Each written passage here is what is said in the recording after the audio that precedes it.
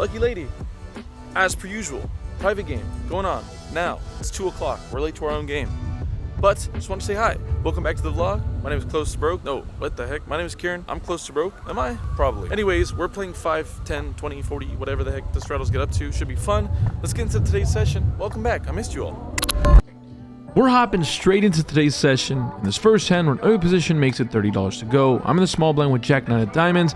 I defend. We're going heads up to a flop that comes King 5, 4 with 2 diamonds and a heart. The action checked over to me. My opponent decides to c-bet for 50. Action back over to me. I think this is a pretty decent hand to check raise with. We can add some backdoor equity in the form of straight draws. I go ahead and raise. I make it $150 to go. My opponent ends up making the call. We're going off here to a turn card that comes a 10 of clubs. This is exactly one of the cards we were talking about that gives us a bunch of equity. We now improve to a gutter ball, a flush draw. At the end of the day, I still only have Jack high. To give you guys a little bit of backstory before this hand, just moments before I entered this hand and entered this casino, I promised myself that I wouldn't be blasting off. And here we are in said casino, in said game, blasting said off. Well, I didn't raise a turn to get the best turn card in the deck to not go for it, so I do just that. I go ahead and throw a size-up bomb shell of a barrel for $375. My opponent ends up deciding to call. Things are not looking good. And we're looking for a red card on the river. The river comes a beautiful... It's a red card, but it's the 9 of hearts. Not exactly what we were hoping for. We do improve to a pair now. I think sometimes we can consider just, giving up here as we have some showdown value. We could just check it. But in real time, I realized that, look, what I'm representing is stronger and not only predicated to flush draws. When I check raise for value here on this flop, I'm going to have 5s, I'm going to have 4s. I'm in the small blind. All of those cards crush my range. It just feels like I have 5s, 4s, or a missed flush draw when I jam this river, or at worst, maybe a hand like 5-4 suited, but even then, it just feels like 5-4s or nothing. So when that's the case, if I can go polar, I'm going to find the opportunity to go for it. I also blocked the backdoor straight, which is, something I can definitely have here. If I'm going to have Jack 9 of diamonds, I can very much so have the Queen Jack of diamonds. All that being said, I decide to go all in. I go for a all-in sizing of about 1,200. That is what my opponent has effectively behind. And my opponent goes deep into the tank. And let me tell you guys something. A massive, cool breeze goes over my body, and I feel it immediately. Oh my goodness. I just value, merge, jam, bet this river, and I'm getting looked up by a hand that's worth than mine. At this point, I even consider talking because I'm so confident in my third pair or whatever it is that I have the best hand. I'm not even kidding. I'm not trying to be funny. I'm not trying to just be a goofball. Have you ever been in a spot where you're bluffing, but something hits you, you're like, oh my goodness. I have the best hand and I'm bluffing with it. So a really weird spot. I know it is. My opponent tanks forever and I could just feel it. I feel like my opponent has like 8s or 7s or something crazy like that and just didn't believe me. And honestly, this run out just might have to lend himself to believing that I'm still full of crap. I have a missed flush draw and he has to call. After a long tank, my opponent throws in the call. I immediately announce a pair of 9s and he mucks. Oh my gosh. Well, I promised myself one thing in the card that I would not blast off, and I kept my promise. Obviously, I was just going for some crazy high-level play value, I guess. In this following hand, there's a $60 raise here from the button. The big blind makes a call, the straddle is on, and that's where I am. I make the call with Queen 10 off. We go ahead to a flop here that looks pretty good as it comes 10-5-3 rainbow. Action checks to the initial raiser who c-bets 75. The big blind decides to make the call, and the action on me here, I think we have a pretty clear-cut raise. I make it $250 to go. The initial raiser folds, but the big blind calls. We're going off to a turn card that comes a 6 of diamonds. Not the best turn card in the world, but when the action checks to me, I have every intention to continue to bet. And then out of nowhere, I pick up a live read. My opponent, Mr. Ernie, otherwise known as De Flea, gives me a massive vibe. He's sitting right next to me so I can get this immediately, and I genuinely feel that my opponent is going to raise me. I don't know if that's a good or a bad thing. It doesn't mean that my opponent always has better than me, but my hand is definitely not strong enough to withstand a check raise here on the turn, even if I call, having to call a big bet on the river. So I go against my initial judgment here, and I just feel it in my soul. I feel it. He is going to raise. So I go ahead and just check this back. We're going off to a river card that ends up coming a 7 of hearts. So now the board has got pretty crummy. We now go from really having a ton of value, looking to get maybe 1 or 2 streets more of value, but we end up finding a run out that is just not conducive of doing so. When the opponent checks it over to me, I go ahead and check it back. I show my hand and my opponent laughs and chose Queen 10 as well. Right after the hand, I wish I got it recorded. I don't think I did. I asked Ernie, I said, "Hello, Mr. Flea. What do you think happened? Would you were going to raise me?" And he said, "Oh my God." He turned at me dead-eyed and said, "No way. I was 100% going to check raise you on the turn. I can't believe you knew that." And I don't know. Maybe I'm just playing on heightened senses here. I'm a cat like with 9 lives. This is my chance to come back. Things haven't been going my way. But I'm telling you, I felt a heater coming, and this is exactly that. There was a small chance, and there's honestly a world where if I bet that turn card and he checks raise me, I'm going to be in a really tough spot on the river. He might turn his hand to a bluff. I don't know, but as played, I'll definitely take half the pot, and I won't complain at all. In basketball, there's a term that the media loves throwing around. Live by the 3 and die by the 3. Here in Pokerland, we live and die by the 3 bet. In this next hand, there's a $20 straddle on. Early position makes it $60. Another early position player makes the call. Action folds to me in the small blind. I look down an ace-jack offsuit. I make it 300 to go. Early position folds, but the second early position caller just calls again. Here we are going off to the flop, looking to find my inner James Harden, or at least regular season James Harden. And the flop comes pretty good. Ace, king, 3 with 2 diamonds. There is a flush draw out there that I have to be worried about. I make it 200. Going pretty small here, I realize that, but I want to leave my opponent to having a pretty wide range here. My opponent decides to make the call, and the turn card comes a king of hearts. This is getting pretty interesting now. I decide to bet. I make a $450 C bet here. I don't love my bets. This double barrel seems to not accomplish a whole lot outside of specifically targeting hands like flush draws. Even then, good players, I think, will be folding weak or marginal flush draws once the board pairs. So honestly, my bet just doesn't do a whole lot here. Albeit, I don't mind it in some aspects against specific players. I don't know if this is the specific player to do it against, but, you know, c'est la vie. Our opponent thinks about it for a bit before deciding to call our $450 double barrel, and we're going off to a river card that comes a 7 of hearts. So now that we've misplayed the hand, I think a bit here on the turn, I think we can make up for it by doing something a little interesting. I decided to throw out a blocker bet for $100 here on the river into this massive, massive pot. You might be asking yourself, why in the world would you be doing that? Well, I think this accomplishes 2 things. When I blocker bet, people just don't know how to react to it. I'm telling you, at least outside of tournament Pokerland, people just have no idea to react to it. They honestly take it personally. They think that this is a goofy bet, and I don't blame them. I hate it. It's the most annoying bet in poker. When I have a hand like ace high or king high and I've missed all of my outs and all of my draws, it's painful and disrespectful, almost a slap to the face when somebody throws out a tiny bet on the river. My opponent tanks for quite some time and does something I was not expecting. He makes a raise to $1,500. This turn puts me deep into the tank now. It feels like live by the 3 bet, die by the 3 bet is in full force. This is a tough spot for me in many ways. But I start thinking about this, and I start really trying to make it make sense, and I realize that I block King Jack, and I think that's pretty important. Obviously, I block Ace King. Obviously, I block Ace Queen. There's so many hands that I block that I think my opponent can be value raising with that it leaves just a ton of air. I think a lot of flush draws are going to have to do this, and I definitely think that a hand like King Queen suited is probably 3-betting pre-flop and not just flatting twice. So all that being said, it feels like a king or nothing, and when that's the case, I just flick it in. I end up making the call, and our buddy here ends up letting me know quickly that I made a good call. Music to my ears. I show my hand, and it is in fact good. We are on a freaking roll. Let's go. Honestly, when things go this well, it feels like it's only a matter of time before they just turn. Well, we're going to have to put that on hold. Under the gun decides to limp here at middle position, makes it $100 to go. I'm in the straddle, and I look down at pocket fours. I go ahead and make the call here. The limper calls as well. We're going off to a flop that is majestic. There's a 4 in the window. Queen 7 4 rainbow. This is about as good as it can possibly get here. With the action checked over to the initial raiser, he decides to c-bet for the size of $100. Pretty small, going to third pot.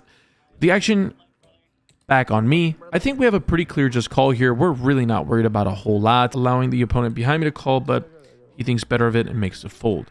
The turn card comes the 9 of spades, and with the action once again checked over to my opponent, he now decides to size up, going for about the size of the pot and betting 500.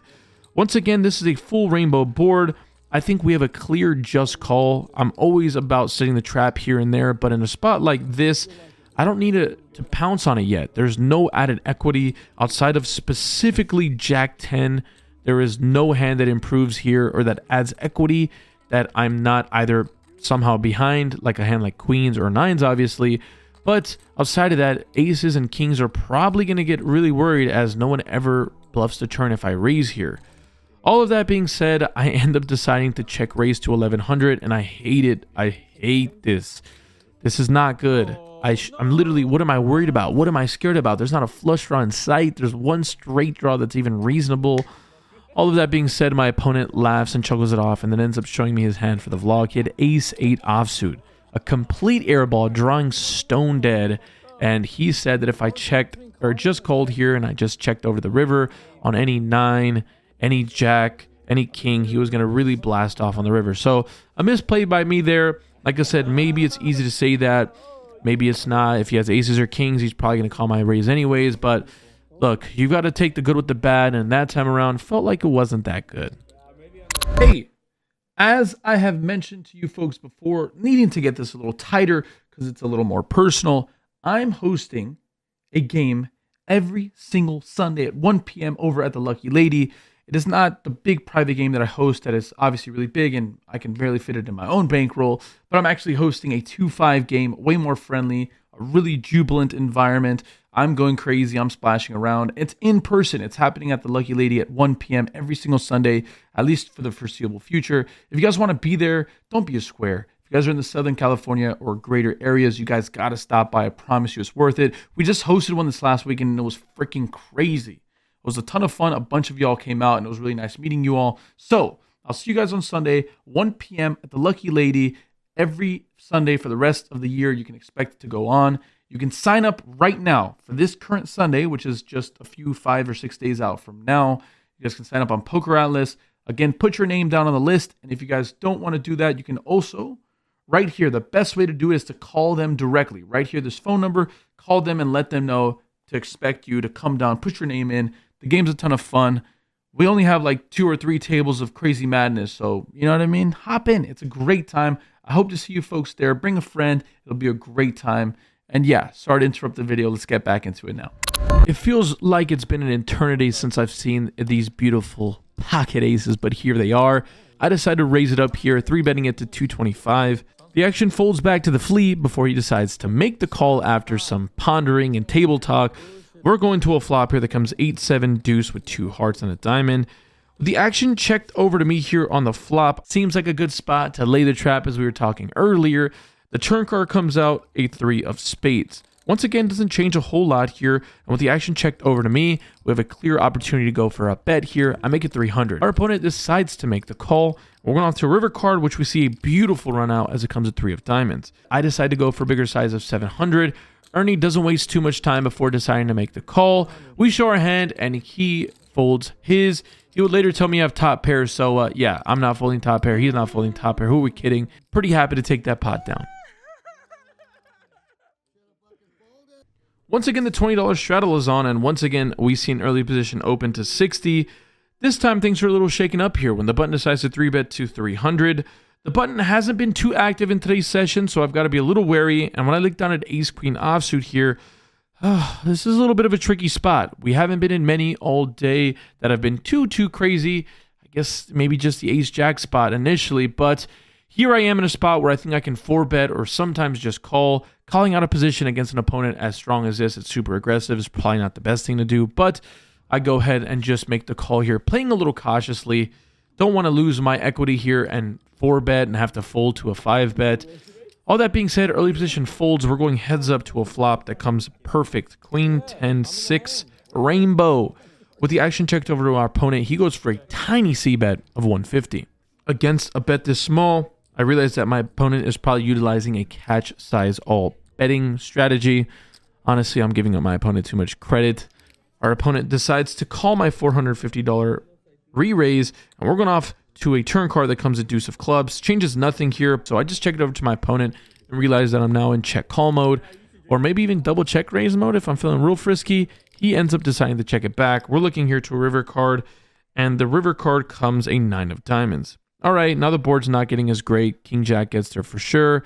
That's definitely something my opponent can have. So once again, I have a clear check, probably call.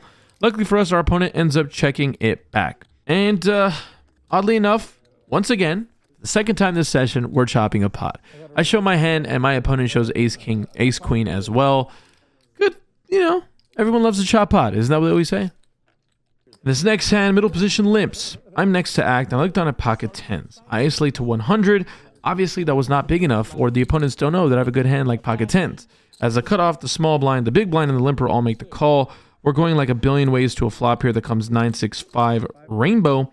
Once again, with the action checked over to me, I think I'm in between betting and checking here. The problem with betting is that I can get check raise here like so much, and it's just so hard to continue because I'm just not going to have this board all that often.